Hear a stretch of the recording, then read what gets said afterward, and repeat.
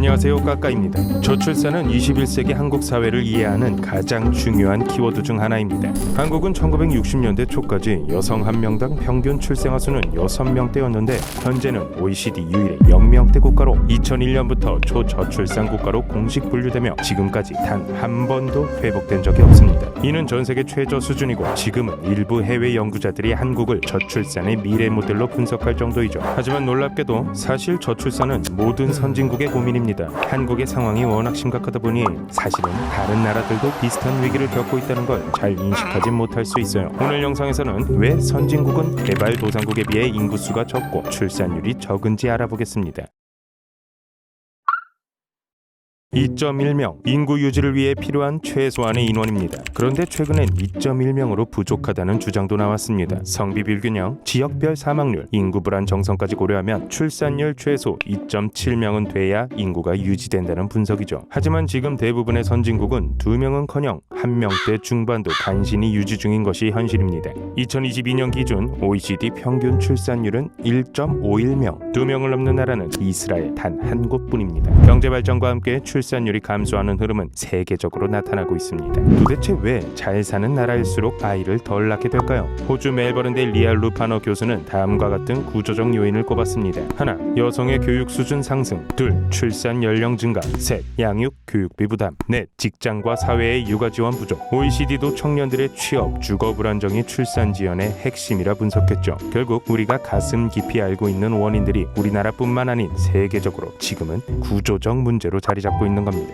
그렇다면 선진국들은 저출산 문제를 해결하기 위해 어떤 노력을 하고 있을까요? 몇 나라를 알아보겠습니다. 프랑스는 세금 감면, 보육 무상화, 아동 수당 등으로 한때 출산율이 2.0명에 근접했지만 2024년 기준 1.62명까지 하락했습니다. 스웨덴은 480일 유급 육아휴직, 아빠 전용 육아휴직제를 도입했지만 2000년대 후반 1.9명에서 하락을 거듭해 2023년엔 1.43에서 1.47명 수준입니다. 일본은 장기간 정책을 펼쳤지만 긴 노동시간과 성역할 고정관념을 넘지 못했고 2024년 출산율은 1.15명, 출생아 수는 68만 6천 명으로 역대 최저치를 기록했습니다. 이탈리아는 2023년 기준 1.2명의 수준이며 보육 인프라 부족, 돌봄의 여성 집중, 지역 불균형 등이 저출산의 주요 원인으로 지적됩니다. 독일은 부모 수당과 성평등 육아 정책을 시행했지만 2023년 기준 출산율은 1.46명에 그치고 있습니다. 긴 노동시간과 주거비용 부담이 여전히 문제입니다. 싱가포르는 상당한 현금 지원, 보육, 주거, 교육 혜택을 제공하지만 교육비, 주거비용 부담과 사회문화적 요인 등으로 2023년 기준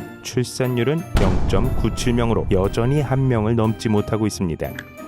각국이 다양한 정책을 시도했지만 대부분 과거보다 출산율이 하락한 상태입니다. 공통적으로 볼 때 제도는 많지만 아이를 낳고 싶은 삶은 여전히 부족하다는 평가가 나오죠. 선진국이라는 것은 평균적으로 삶의 질이 높다는 뜻이 되기도 합니다. 하지만 경제 성장이 곧 출산 증가로 이어지진 않습니다. 개발도상국은 절대적 생존이 문제였다면 선진국은 상대적 생존의 경쟁이 출산을 억제하는 요인이 됩니다. 기본 생존선이 높아지고 불확실한 미래가 커질수록 사람들은 아이보다 나 자신을 우선시하게 되는 것이죠. 그렇다면 반대로 개발도상국은 왜 선진국보다 상대적으로 출산율이 높은 것일까요? 대표적으로 세 가지 이유 때문이라고 전문가들은 이야기합니다. 자녀가 노후의 보험이자 생존 수단이 된다는 거죠. 연금제도가 미비하거나 국가복지가 취약한 사회에서는 자녀가 곧 노후 보장 수단으로 여겨집니다. 특히 농촌 지역에서는 자녀가 노동력을 제공하며 노후 생계를 직접적으로 책임지는 구조가 일반적이죠. 피임 접근성 부족은 개발도상국 고출산의 가장 명확한 요인 중 하나입니다. 저소득국 여성 약 2억 명 이상이 임신을 원치 않지만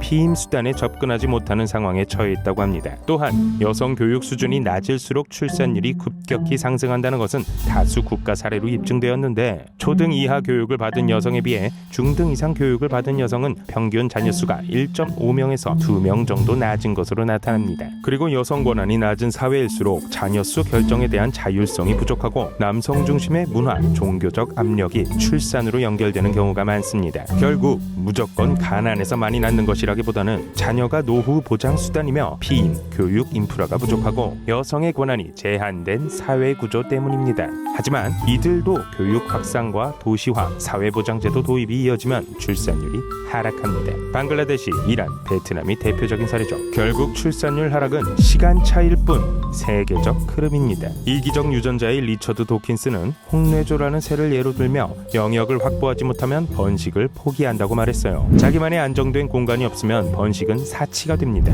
집, 직장, 인간관계, 내 삶의 기본 틀이 안정되지 않은 상태에서 아이를 낳는다는 건 상상도 어려운 일이죠. 생존이란 과거엔 굶지 않는 것이었지만 지금은 안정된 커리어, 주거, 사회적 관계, SNS의 자기 위치까지 포함됩니다. 그 속에서 아이는 내 꿈을 중단시키는 존재로 여겨지기도 하죠. 출산을 기피하는 건 이기심이라기보단 지금의 삶을 감당하기도 벅찬 현실 때문입니다. 세계는 더 나은 미래를 향해 경쟁하듯 달려가고 있습니다. 기술도, 복지도, 산업도 앞서가기 위한 속도전이죠. 그런데 문득 이런 질문이 떠오릅니다. 어쩌면 저출산은 발전의 부작용이 아닐까요?